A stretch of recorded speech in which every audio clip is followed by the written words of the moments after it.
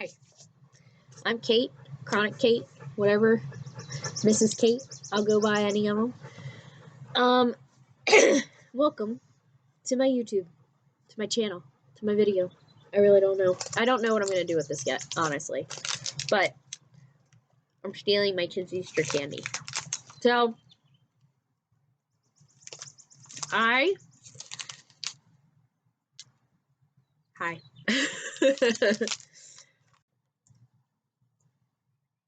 I am a mother of two. That's where their candy came from. I am a mother of two boys. One is 6, his name is William, and one is going to be 5, and his name is Ethan, which he's home with me. So if you see a naked kid running around, actually, I think he has underwear on. He has underwear on. That's Ethan. I'm also a wife. My husband's at work. His name is Matt. You might meet him eventually. I really don't know.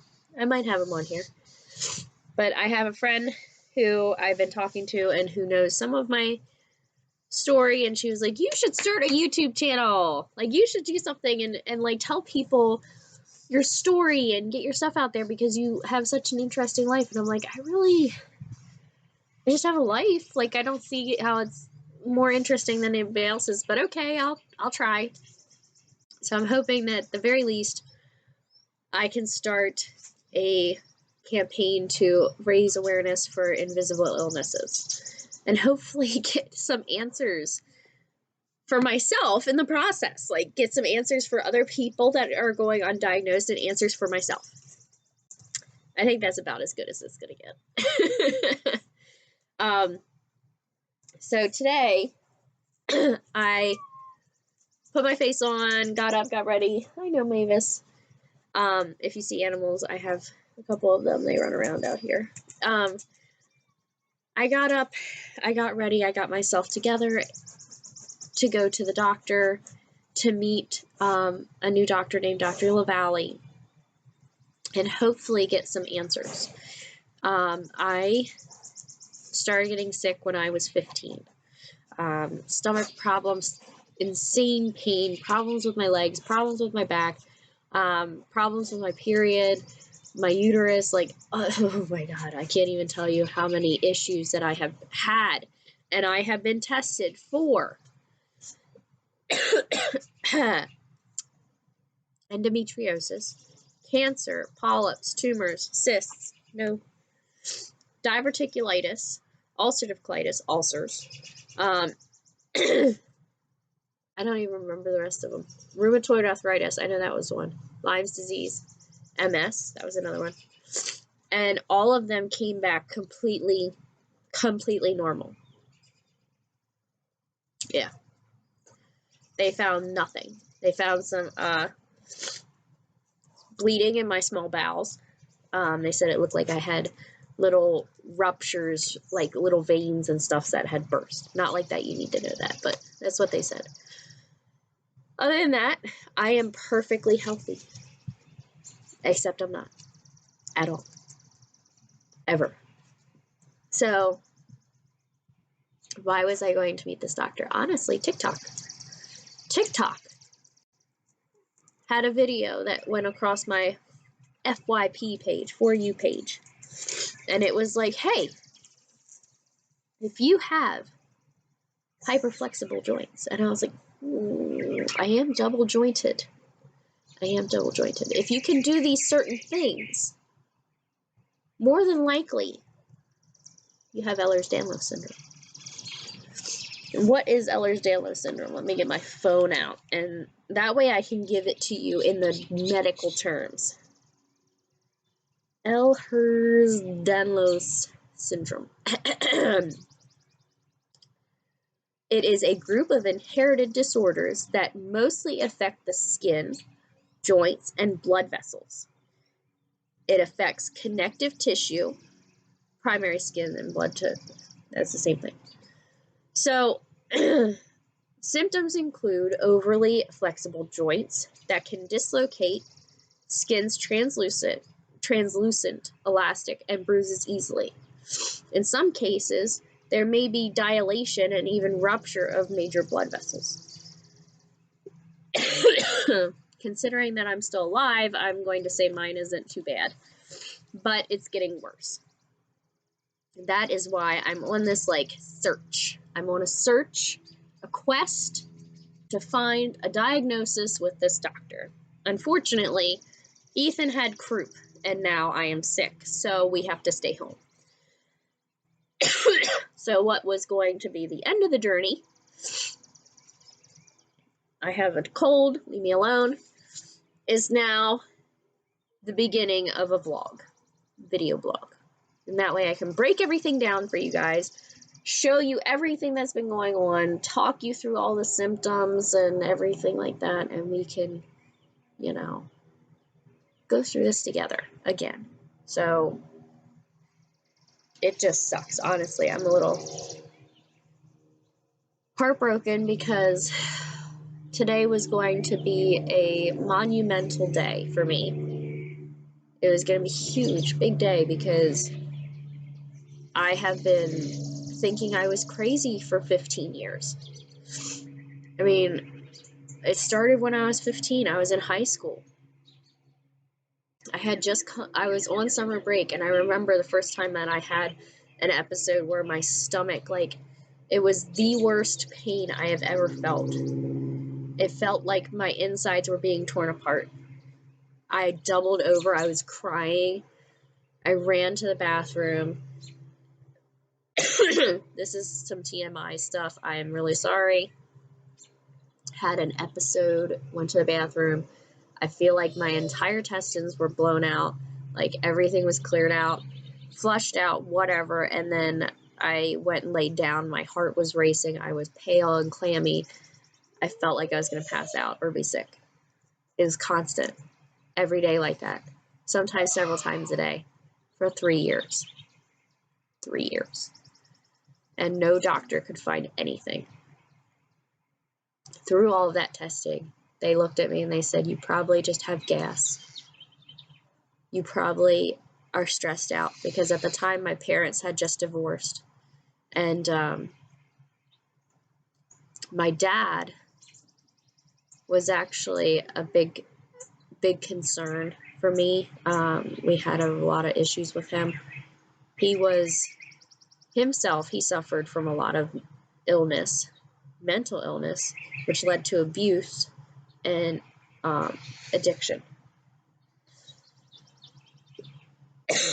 It was a very, very rough time growing up. But honestly, getting him out of the house and away from us, where I never had to see him again, was the best thing that ever happened. And I don't know how many times I tried to explain that to doctors. Like, you don't know what it was like growing up in my house. This is the best thing. Like, I don't mind working and helping to pay bills. I don't mind any of that. The best thing is that he's gone. I can sleep at night.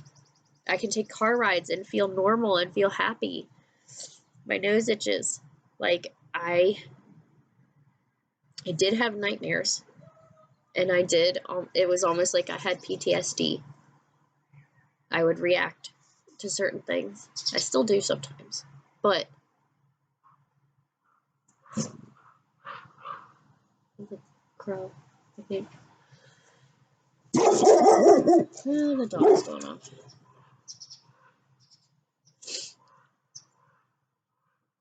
But no one ever took me seriously. And then when I found a doctor that took me seriously and I tried to explain all the symptoms, you could just see it coming across their face, like, really, one of these, like, they thought I was crazy. I know they did. They thought I was making it all up. But, yeah. I'm not making it up. I'm not making it up. And that's the worst part of living with an illness that no one else can see and no one else understands. They can't find anything for it. Can you please not do that, buddy? That is the worst part of living with an illness that nobody understands, nobody can find proof of. Watch out, you're on the video.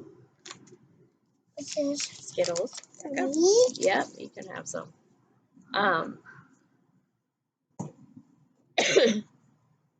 When you go to the doctor, yep. When you go to the doctor and they're like, you tell them, like, my intestines are bleeding, I'm having bleeding when I go to the bathroom, I'm in so much pain, I'm sweating, I'm doubled over, I can't walk. And they're like, okay, we're going to run all these tests. And they find nothing. They don't find anything. They're like, we're going to say that you have IBS because we can't find any proof. So I've been slapped with IBS, a vitamin deficiency, which I don't have one, and endometriosis, which I don't have either.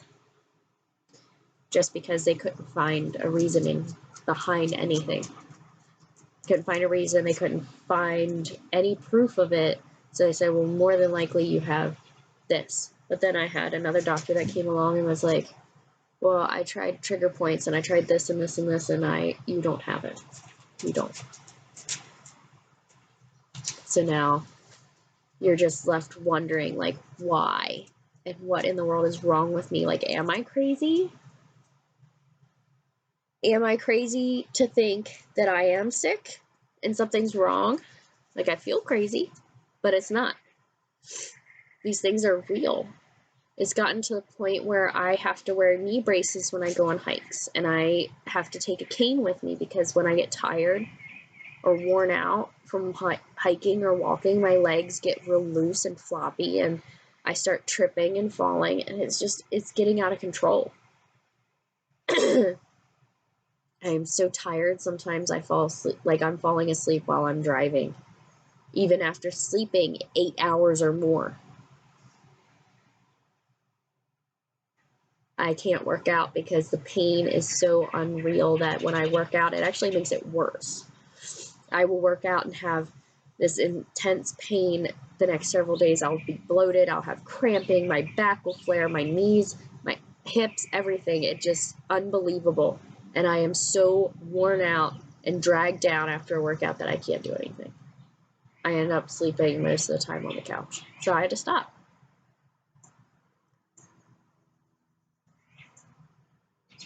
I miss it. I miss working out.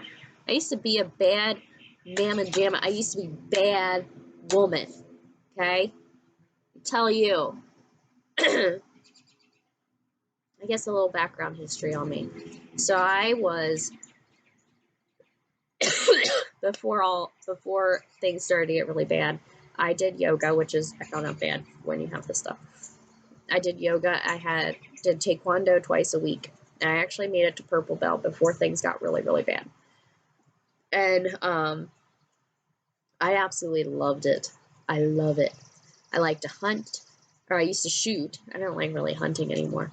I used to shoot all the time. I do practice bow with my kid now, with both my boys now, and started getting them into it. And I'm going to try to get them into BB guns in a little bit and teach them safety and stuff too. And we go fishing, but it's not like it used to be. Like, I used to be able to do a lot more and take them out. I used to work on a horse farm and care for the horses, and I can't do that anymore.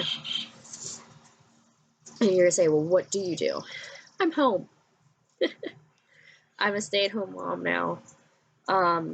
Working is rough, and it takes a lot out of me. A lot of times, like, I'm having trouble keeping up at home, and I have trouble going to work and keeping up there too. So I'm at home. I have a spreadshirt business, which I would like to expand and do more.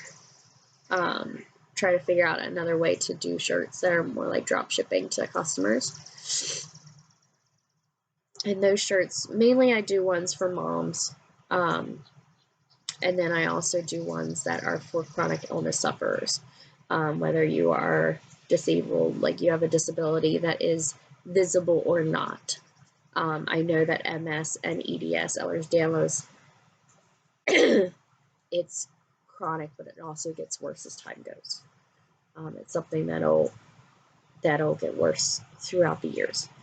And there's a lot of times where, like, there have been times where I know somebody that has EDS or has MS that are criticized or looked at funny because they're in a wheelchair and their legs move, or they are walking with a cane and people are like looking at them like, why? Like, you look fine. Like, okay, I look fine. I am not fine. Please do not judge me. And it's hard. It's hard.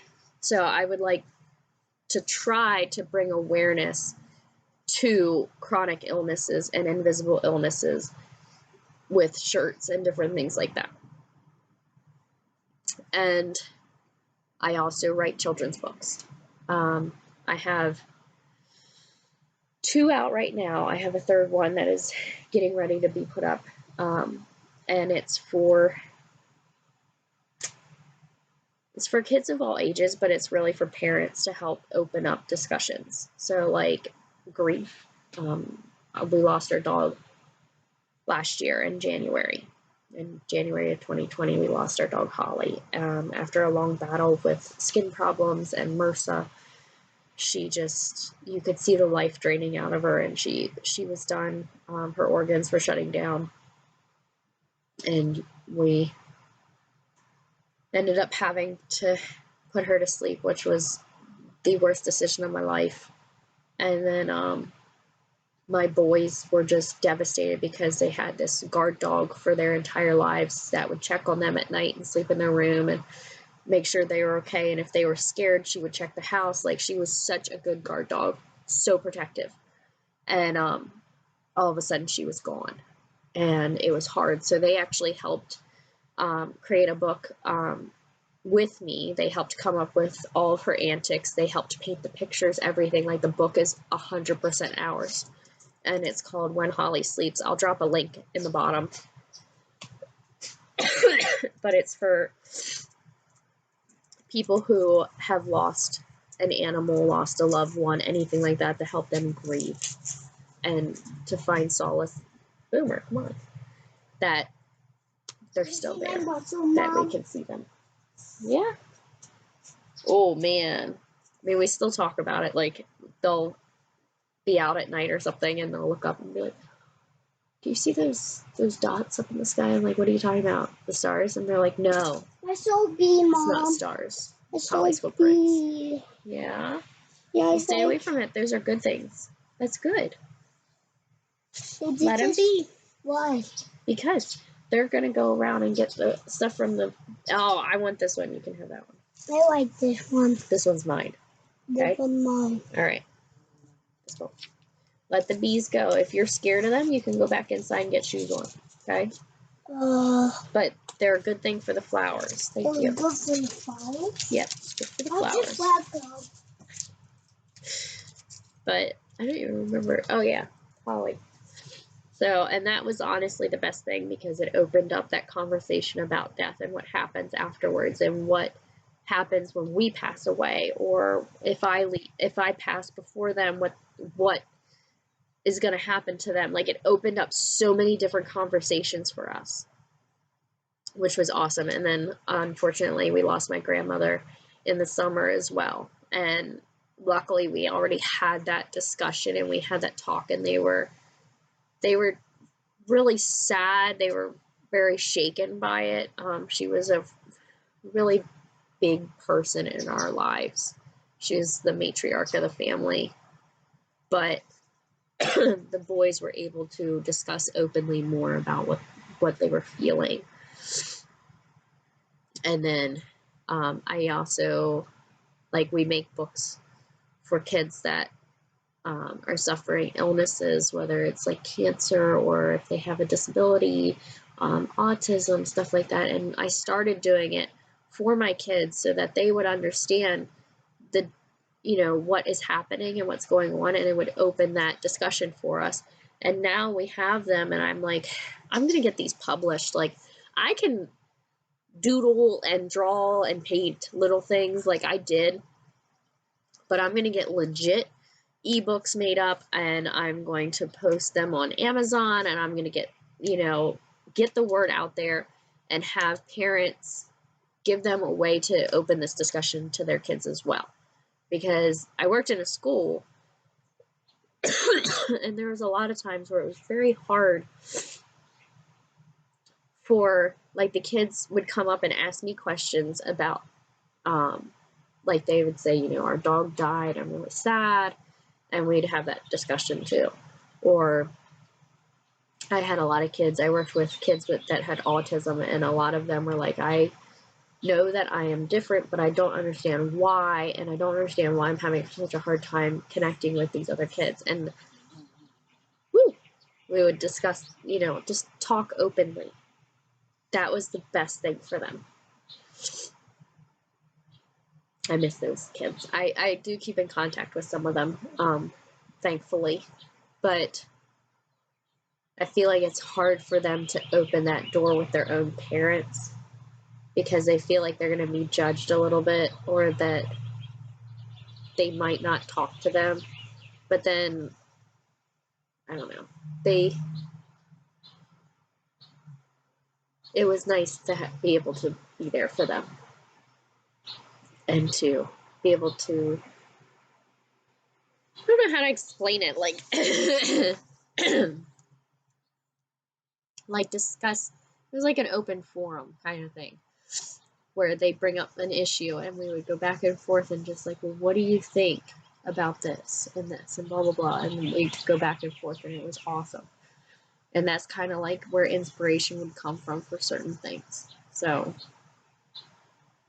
but that's what I do. I don't work anymore. I do babysit sometimes. I make kids' books. I make shirts. Hopefully I'll figure out something else. In the meantime, I'm just going to keep a video vlog, video diary, whatever you want to call it, of what is happening, and hopefully go from there. I will discuss things at another point. Like, I hopefully will do another video later this week or next week, and we'll walk through the timeline of everything. If you have questions, drop it in the thing below. Shoot me a message, whatever you want to do. And, yeah. Until then, I don't think I have any, like, symptoms or anything to show you today. Like, I mean, my hand is kind of locking up today because I was painting, so it's a little hard to move, but a little hard to close. It's okay. Honeybees are a good thing. It's like them just stinging me. Well, you know what? They won't sting you if you don't try to hurt them. You know when you're scared and you try to pinch or something? Do you know that?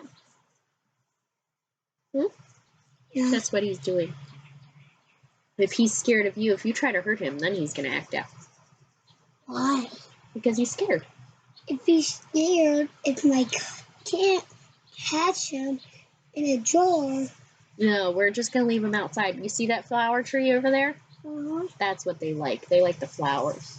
They like flowers too. Yeah, so do they. And teach them how to do math. Okay, that sounds like a wonderful idea. Teach them how to do math. So, I mean, I can show you, like, I'm hyper flexible. I can touch my thumb to my wrist. I'm not going to do it on my other hand because it hurts. I used to be able to turn my elbow pretty much all the way around. I did break my shoulder, and I broke 2 ribs a couple years ago, so it's a little harder to do stuff on this side. I dislocate my ribs all of the time, several times a year. Today, I'm mainly just bloated. I'm tired, which is normal.